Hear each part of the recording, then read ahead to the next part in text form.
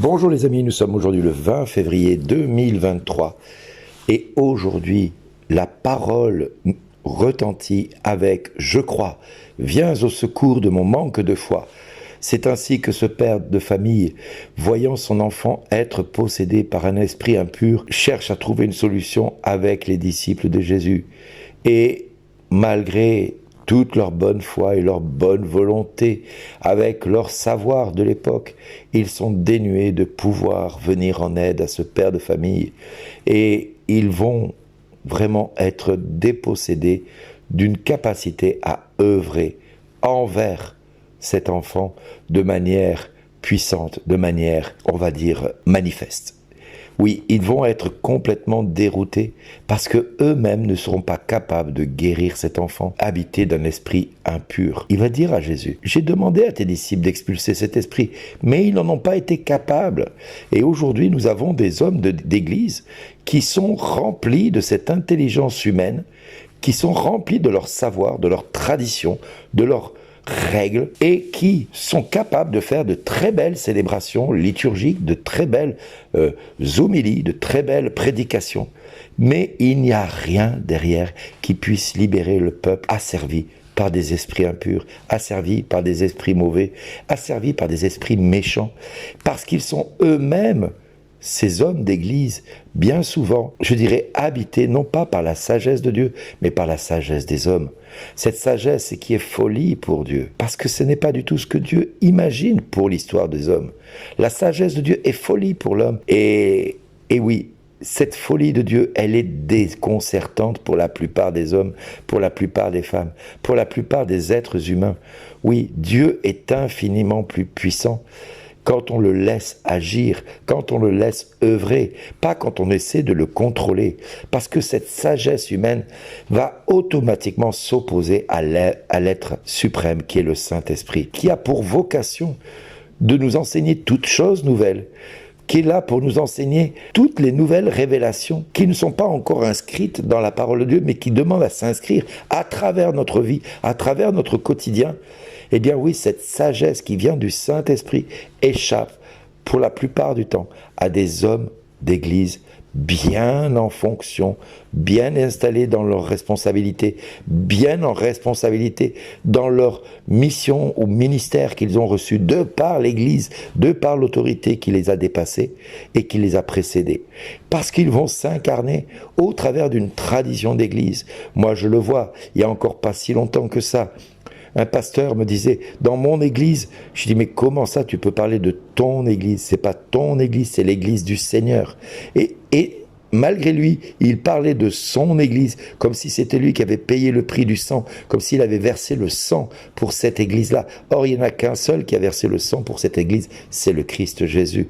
Or, beaucoup d'hommes d'église, et c'est valable dans l'église catholique aussi, nous avons des prêtres et des évêques qui pensent que tout doit se faire par la tradition ecclésiale. Tout doit se faire selon ce que l'Église a toujours fait. Jésus nous dira à maintes reprises, mais qui est pour moi n'est pas contre moi. Et pourtant, il n'est pas forcément celui qui va suivre Jésus selon les règles de la tradition. La tradition est bien quand elle ne s'oppose pas à l'œuvre de l'Esprit Saint. Or, la plupart du temps, l'Esprit Saint est en opposition avec la tradition, parce que la tradition va enfermer le Christ dans des domaines et dans des dimensions à laquelle nous ne sommes pas appelés à entrer. Frères et sœurs, la tradition veut vraiment régenter, conduire et amener l'homme d'un point A à un point B. C'est tout ce qu'il essaie de faire. Le Christ, lui, il veut appeler les hommes à rentrer dans une liberté total. C'est-à-dire que c'est plus lui qui vit, c'est le Christ qui vit en lui. Et ça dépasse la logique des hommes d'église qui disent que tout doit se faire par eux et uniquement par eux, parce que sinon, c'est le désordre. Oui, c'est le désordre selon les hommes, mais c'est la sagesse de Dieu de vouloir utiliser des hommes qui ne sont pas forcément reconnus de manière institutionnelle, de manière volontaire, mais Dieu les a appelés dès le sein de leur mère à devenir des hommes puissants pour son royaume, des hommes qui sont capables de se mettre à genoux devant un malade et de lui dire « lève-toi et marche ». Ça, beaucoup d'hommes d'église vont pas oser le faire. Pourquoi? Parce que le regard des autres hommes d'église, le peuple, mais s'ils se lèvent pas du fauteuil, Que vont-ils penser de moi? Eh bien oui, nous ne devons pas regarder les hommes devant nous. Nous devons regarder le pauvre qui crie, le malade qui a besoin de Dieu, et oser se jeter dans le vide et dire: Seigneur, tu me demandes de prier pour les malades. Et c'est ce que Jésus va dire à la fin de son évangile.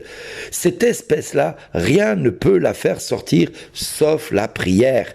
Et oui, ce n'est pas la logique humaine qui va permettre à quelqu'un d'être guéri. Ce n'est pas une institution qui va le guérir. Ce n'est pas une tradition qui va le guérir. C'est la prière.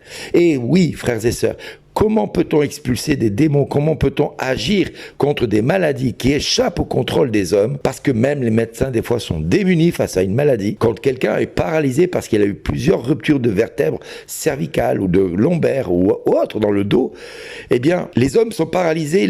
La science ne peut rien faire parce que quand c'est brisé et on ne peut plus rien faire.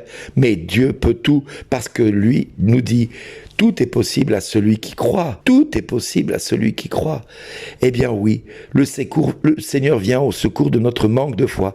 Je dirais même au manque de notre sagesse inspirée par Dieu.